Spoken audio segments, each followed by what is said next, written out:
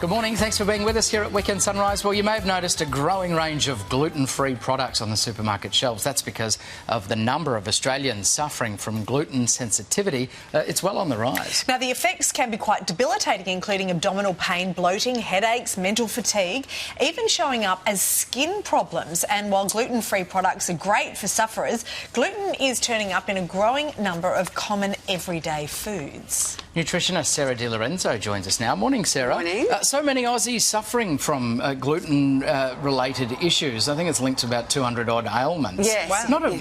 Not very helpful, this gluten issue. No, but it's a condition that we also call non-celiac gluten sensitivity. And while we're scientifically unclear what actually and how it works, we do know through theories that we're having a lot more wheat-based products in our diet than we've had ever before. But also, people who are of European descent, they carry the celiac gene, even though they won't present with celiac disease, and they will have health issues as it relates to gluten. So what we do know, and what I know clinically, is that when people have that sensitivity or intolerance, when I put them on a gluten-free diet, they get great results, even though they don't have celiac disease or a wheat allergy. Yes, because we can sort of poo-poo people saying, oh, they're gluten-free and whatever, but people know if it's making them, upsetting their stomach. And it's interesting to see all the things there, including soy sauce and lots of condiments that all have gluten in them. What about the gluten-free products that we're seeing up here, like the biscuits? Great for sufferers. Are there any health benefits for the rest of us? No, there isn't. There is a preconceived notion by people that if they do go gluten-free, they're doing something better for their health.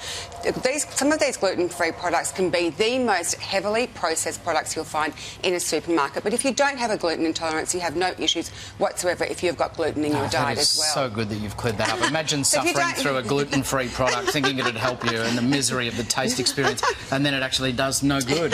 That would be outrage. Well, I'm outraged on behalf of all Australians.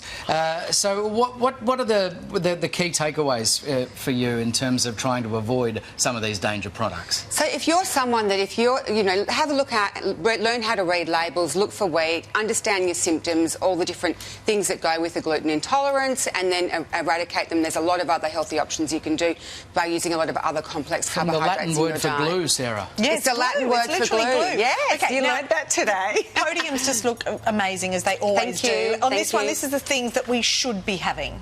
Oh, no, so we're going to talk about hair health now. Okay, these are the things we're having for hair health. We're finished with the gluten, we're on to hair health. So big industry, as you know, people are spending loads of money on the health of their hair plugs, hair extensions, hair everything. So what I'm going to talk about today is food and how it impacts the health of our hair. And if we look at the foods that have a negative impact on the health of our hair, it's things like alcohol, because it interferes with protein synthesis, and keratin is a protein that hair's made from, swordfish with the mercury, artificial sweeteners destroy a hair bulb, but as well sugar. We know that if you look at it from an evidence-based approach, insulin resistance and people who have that with diabetes and obesity, they have hair fallout, and what's the common denominator there is sugar.